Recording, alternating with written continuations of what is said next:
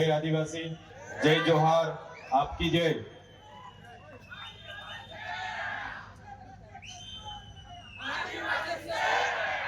આજે દાદરા નગર હવેલીની પાવન ભૂમિ પર ભગવાન ક્રાંતિકારી બિરસા મુંડાજીની 150મી જન્મ જયંતિના કાર્યક્રમમાં અહીં ઉપસ્થિત દમણ પ્રદેશના આદરણીય સાંસદ શ્રી ઉમેશભાઈ પટેલજી, અમારા સાથી અને અમારા સિનિયર ધારાસભ્ય એવા ગુજરાતના વાંસદા તાલુકાના ધારાસભ્ય એવા અનંત પટેલજી, સાથે જેને આપણે હમણાં સાંભળ્યા આપણા દાદરા નગર હવેલીના યુવા જોમ, યુવા તાકાત, યુવા સાહસ એવા પ્રભુ ટોકિયાજી, આદિવાસી એકતા પરિષદના સંયોજક અને આદિવાસી સમાજના એકતાના પ્રતીક એવા ડોક્ટર શાંતિકરજી, સાથે આદિવાસી એકતા મંચના રાષ્ટ્રીય અધ્યક્ષ એવા સુનિલજી, નિરંજનજી, ડોક્ટર નીરવજી અને તમામ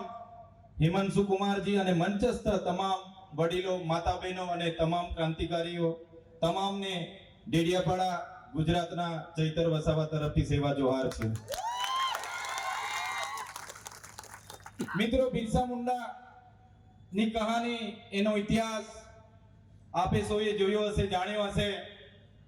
માત્ર 18 થી 19 વર્ષની ઉંમરમાં તે જમાનામાં આજથી 125 વર્ષ પહેલા જ્યારે પૂરા દુનિયામાં, પૂરા વિશ્વ પર બ્રિટિશ સામ્રાજ્ય હતું, અડધા વિશ્વ પર જ્યારે એલિઝાબેથનું રાજ હતું, એ રાણીનું રાજ હતું, ત્યારે એટલી મોટી હુકુમત સામે, અંગ્રેજી સલ્તનત સામે ભગવાન બિરસા મુંડાએ ઉલ ગુલાન જાહેર કર્યો અને માત્ર 18 થી 19 વર્ષની ઉંમરમાં, તમે વિચાર કરો આ સમય અને તે સમયમાં કેટલું અંતર હશે।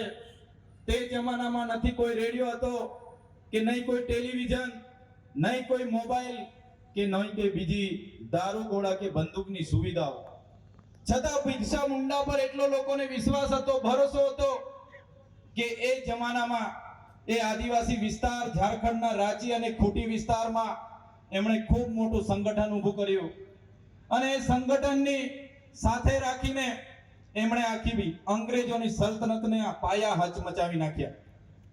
મિત્રો, એ જમાનામાં ભગવાન બિરસા મુંડાને લડત ચાલી અને એમને 1895માં અંગ્રેજી સલ્તનતના સૈનિકો એમને એરેસ્ટ કર્યા બાદ ત્યારે ત્યાંના જનરલ ડાયરે નક્કી કર્યું, પોલીસ ઓફ સુપ્રિન્ટેન્ડન્ટે જાહેર કર્યું કે આ બિરસા મુંડાને એવી સખત સજા અમે કરીશું, એવો દાખલો આ વિસ્તારમાં બેસાડીશું કે અંગ્રેજી હુકુમત સામે બીજા કોઈ માથું નહીં ઉચકે।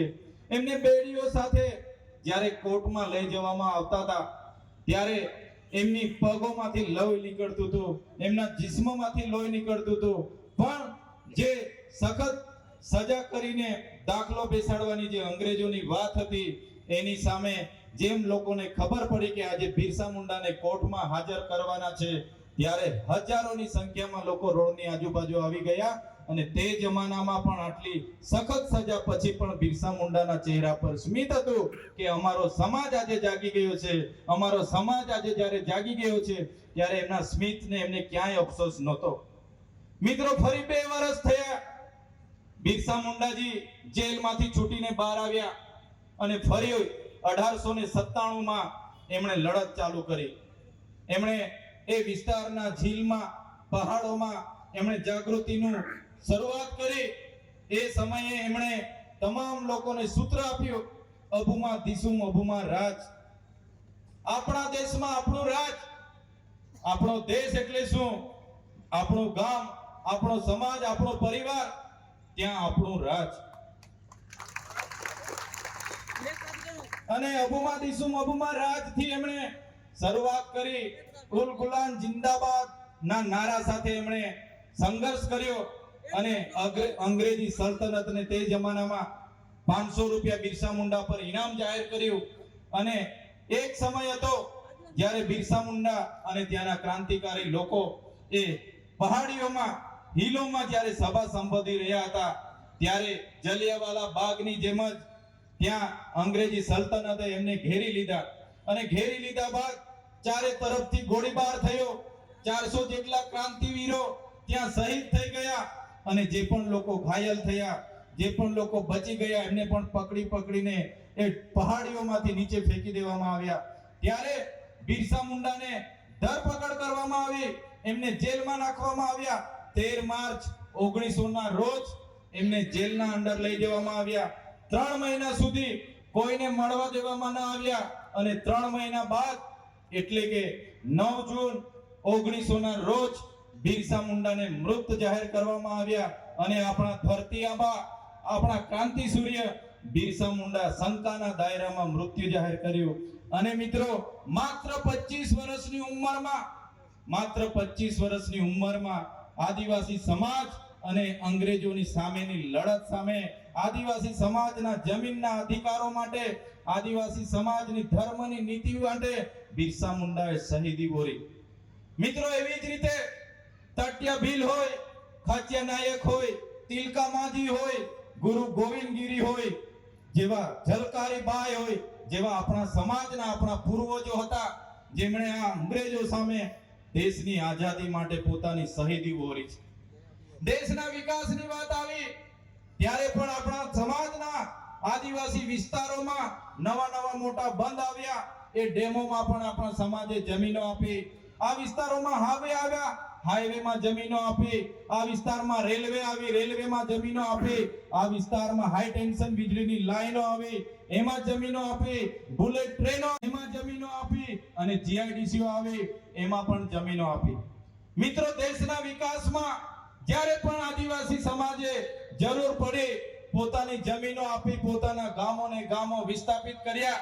પણ આજે આદિવાસી સમાજની વિકાસની વાત આવે છે ત્યારે સરકારો આદિવાસી સમાજ સાથે ભેદભાવ કરે છે.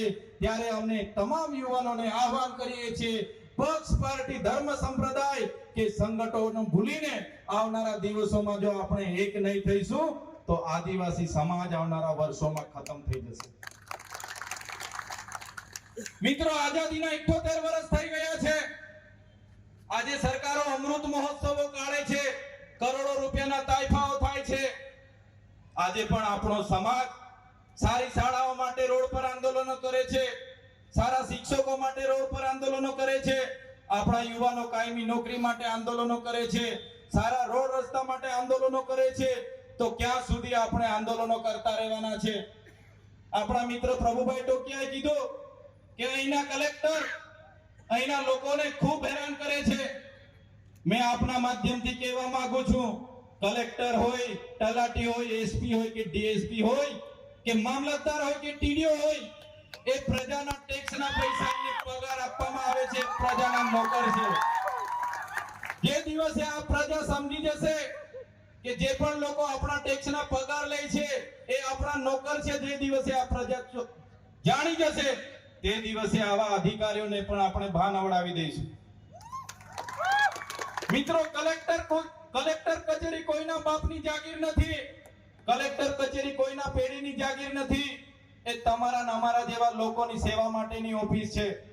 કેમ અમારા લોકોને જવા દેવામાં નહીં આવે? એના માટે પણ આપણે આવનારા દિવસોમાં જાગવું પડશે. આપણે જાગીશું નહીં, આ બાજુ પ્રભુભાઈ લડશે, પેલી બાજુ ઉમેશભાઈ લડશે, વચ્ચે અનંતભાઈ લડશે અને પેલા ખૂણામાં હું લડીશ. છૂટા છવાયા એકલ દોકલ રડતા રહીશું તો આપણો કોઈ ઉદ્ધાર થવાનો નથી. બધાએ ભેગા થવું પડશે અને આ લોકો સામે લડવું પડશે. આજે દાદરા નગર હવેલીને એટલા માટે અમે યાદ કરીએ છીએ. દાદરા નગર હવેલી એક ક્રાંતિનું સ્થળ છે. અહીંયા આપણા આદરણીય મોહનભાઈ ડેલકરજીને પણ આજે હું યાદ કરું છું, જેમણે આ વિસ્તારમાં ક્રાંતિનું જ્વલંત આંદોલન કર્યા હતા. આ મોહનભાઈ ડેલકર શ્રીની મૂવી છે. એમનો પરિવાર આજે ભાજપમાં છે, અમને કોઈ વાંધો નથી, પણ જે પાર્ટી અમારા સમાજનું હિત કરી રહી છે એ પાર્ટી સામે અમે ક્યારે ઝૂકીશું નહીં, એ પાર્ટી સામે અમે લડતા રહીશું.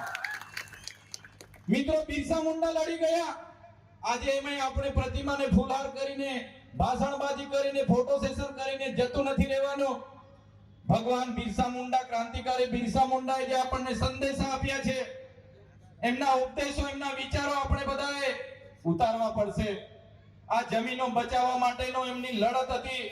એમની લડતને બાદ 1908 માં અંગ્રેજી સલ્તનતે છોટા નાગપુર લેન્ડ એક્ટ બનાવ્યો અને લેન્ડ એક્ટ અંદર એમણે જાહેર કર્યું કે આદિવાસીઓની જમીન બીજા કોઈ લઈ ન શકે. અને આજે એ જ કાયદો ચાલી આવે છે. આજે આપણે એને 73 માં ફેરવ્યો છે 1974 માં. આજે તમે જોઈ લો, પ્રભુભાઈ ટોકિયા અહીંથી વાત કરી, અહીંની જમીનો 73 ની બધી છીનવાઈ ગઈ છે. પણ પ્રભુભાઈજીને પણ હું આ પ્રસંગે યાદ કરાવું છું, આ 73 ની જમીનોમાં આપણા સમાજના કેટલાક નેતાઓ આપણા લોકોના કટિયા ખિસ્સામાં નાખીને ફરે છે અને આપણા જ લોકોની જમીનોની દલાલી કરે છે. આપણા લોકોની જમીનોની દલાલી આપણા જ નેતાઓ, આપણા જ કેટલાક આગેવાનો કરે છે. પેલાને 10 લાખ રૂપિયા આપી દો, એની 10 એકર જમીન હું અપાવી દેમ. પેલાને 5 લાખ રૂપિયા અપાવી દો, એની 5 એકર જમીન હું અપાવી દેમ. આવા આપણા સમાજના આગેવાનોને પણ આપણે બધાએ ઓળખવું પડશે. જે રીતે બિરસા મુંડાએ તે જમાનામાં કીધું, આપણી વચ્ચે દીકુ લોકો હોય છે. દીકુ લોકો એટલે આપણા જ લોકો, આપણને પતાવી દેવા વાળા લોકો હોય છે. એમને આપણે સૌપ્રથમ બધાએ ઓળખવા પડશે. મિત્રો, સમસ્યાઓ ઘણી છે, બોલવાની વાતો પણ ઘણી છે, છતાં આજે અમે તમારી વચ્ચે ઉપસ્થિત થયા છે ત્યારે ચોક્કસ એટલા માટે અમે ભેગા થયા છે. આજે અનંતભાઈ, હું, ઉમેશભાઈ, અમે બધાને જ્યારે પ્રભુભાઈ લોકોની ટીમે આમંત્રણ આપ્યું, અમે સમાજના, આદિવાસીના, એસટીના સરતી પરથી ધારાસભ્ય બનેલા છે. અમને પાર્ટીની ટિકિટ મળી જાય પણ આદિવાસીનો દાખલો અમે ફોર્મમાં ના મૂકીએ તો અમારું ફોર્મ રદ થઈ જાય છે. એટલે આદિવાસી સરતી બચાવવા માટે આજે એક મંચ પર અમે આવીએ છીએ. અને આવનારા દિવસોમાં જ્યારે પણ આદિવાસી સમાજના અવાજ બનતા અમારી પાર્ટીઓ પણ અમને રોકશે, એ પાર્ટીઓના પાટિયા પણ અમે ઉતારીને મૂકી દઈશું. આદિવાસી સમાજના લીધે આજે અમે ધારાસભ્ય બન્યા છે અને સમાજ માટે જ્યાં પણ લડવાનું થશે અમે લડતા રહીશું. અહીંયા ઉપસ્થિત તમામ યુવાનોને પણ હું વિનંતી કરું છું, તમારો આ ભણવાનો સમય છે, તમારે સ્પર્ધાત્મક પરીક્ષાની તૈયારી કરવાનો સમય છે, એટલે તમે બધા ખૂબ સારું ભણો. આપણા યુવાનો ભણવાના સમયે મા બાપ પર મોગી મોગી ગાડીઓ લઈ માંગે છે, આઈફોન લઈ માંગે છે, પ્રવાસો જાય, પાર્ટીઓ કરે, જલસા કરે, બેન્ડ પાર્ટી બોલાવે, ડીજે બોલાવે, આખી રાત નાચે, ગરબા રમે, 4 ધામની યાત્રામાં નીકળી જાય, 15-20 દાડે ધામોની યાત્રા ફરીને આવે. તમારો ભણવાનો સમય છે. મારા વડીલોને પણ કેમ છું, જે જુવાનિયા આવા રોડ પર રખડતા હશે, યાત્રામાં ફરતા હશે, એમને પકડો અને ઉપદેશ કરાવો, એમને ભણાવો, ગણાવો, એમનું કેરિયર બનાવવા માટે ધ્યાન આપો, તો જ આપણો સમાજ આવનારા દિવસોમાં આગળ આવશે. અમે પણ પ્રસંગોમાં જઈએ છીએ, અમે પણ દેવ દિવાળી પર નાચીએ છીએ, અમે પણ ડાયરાઓમાં હાજરી આપીએ છીએ, અમે અનંતભાઈના તમે વિડીયો પણ જોતા હશો. પણ સવારે ઉઠીને અમારું કામ શું છે, અમારો ધ્યેય શું છે, એના માટે અમે નીકળી જઈએ છીએ. એટલા માટે જ આજે તમારી વચ્ચે એટલી દૂરથી આવ્યા છે. મિત્રો, એક થજો, આવનારા દિવસોમાં આ વિસ્તારોમાં આટલી મોટી જીઆઈડીસી આવી છે, છતાં અમારા યુવાનોને રોજમ ધાડિયા મજૂર તરીકે લેવામાં આવે છે. બહારના લોકોને કાયમી બનાવી દેવામાં આવે, બધા લાભો આપવામાં આવે છે, અને અમારા લોકોને આજે પણ કાયમી કરવામાં નથી આવતું. પ્રભુભાઈ અને ઉમેશભાઈને અમે કહીએ છીએ, જ્યારે બી અમારી જરૂરત પડે અનંતભાઈને મને બોલાવજો. ગુજરાતમાંથી આખું ટોળું લઈને તમારી સાથે અમે ઊભા થઈ જઈશું. ડિસિઝન ન્યૂઝના બીજા વિડીયો જોવા માટે ચેનલ સબસ્ક્રાઇબ કરો અને બેલ આઇકન બટન પર જઈ ક્લિક કરો. સ્વતંત્ર અને આઝાદ પત્રકારત્વની મદદ કરવા નીચે આપેલા થેન્ક્સ બટન પર જઈ ક્લિક કરો. મદદની કિંમત નિશ્ચિત કરો અને ડિસિઝન ન્યૂઝની આ સફરમાં અમારા સાથી બનો.